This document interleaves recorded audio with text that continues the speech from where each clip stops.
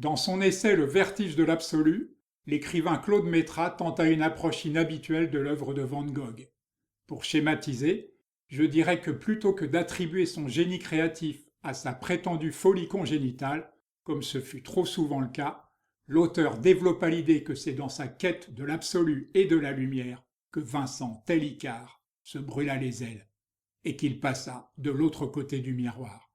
D'ailleurs, si le peintre espérait mater son instabilité par la peinture, il écrivait aussi à son frère Théo: pourquoi les points lumineux du firmament nous seraient-ils moins accessibles que les points sur une carte de France?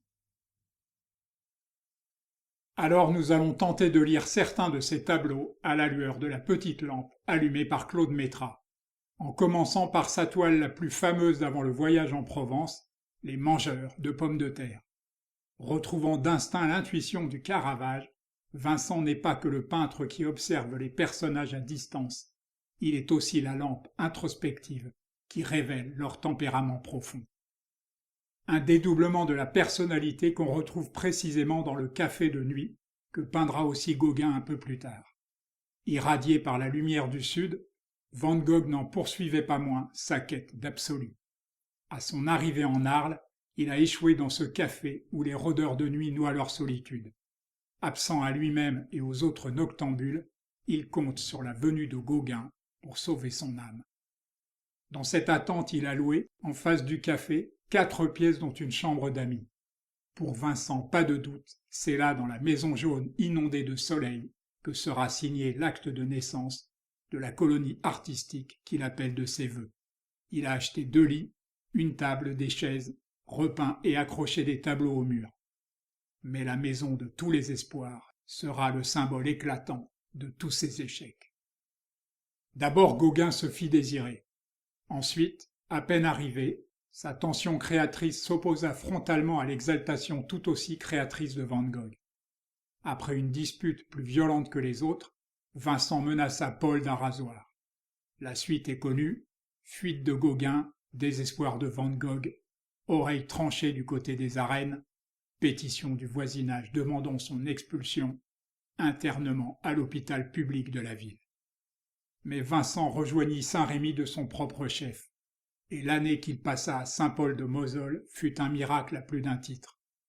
Entre les 3 grandes crises qui jalonnèrent son séjour, il peignit le meilleur de son œuvre, des tableaux qu'il méprisa pourtant, bien que leur beauté prouve que cette âme esseulée était arrivée au bout de sa quête et que le Dieu qu'il cherchait était de fait perché sur son épaule. 70, c'est le nombre de jours qui lui restait à vivre quand il s'installa à Auvers-sur-Oise. 70, 1 par jour, c'est le nombre de tableaux qu'il y peignit. Il semblera à certains que son Dieu ne l'avait pas quitté, mais pour moi c'était terminé, quoi qu'on pense de l'orageux champ de blé au corbeau. À son corps défendant, rien ne pouvait égaler l'esthétique et la mystique des toiles réalisées à l'asile d'aliénés. Et nous finirons cette introspection par Racine, le tableau ultime de Van Gogh, peint le jour même de son suicide. D'Arles à Saint-Rémy puis à Auvers, le peintre a eu le sentiment de s'être perdu en route. Il songe, écrit-il à son frère Théo, à reprendre Les mangeurs de pommes de terre, qu'il considère in fine comme sa seule œuvre digne d'être exposée. Et l'on peut voir dans ses Racines un retour vital à son Brabant natal. On peut personnifier Vincent van Gogh par une double dualité. D'une part, une âme d'artiste, lui enjoignant de tutoyer les étoiles, tandis que la terre sous ses sabots lui intimait de peindre les paysans dans les champs, tout entier absorbés par leurs travaux. D'autre part, une mélancolie à 2 visages, l'un tourné vers l'obscurité et le néant, son alter ego vers la lumière, vers le jour naissant. Bien que le premier ait pavé de misère le chemin du second, c'est clairement celui-là qui l'emporta.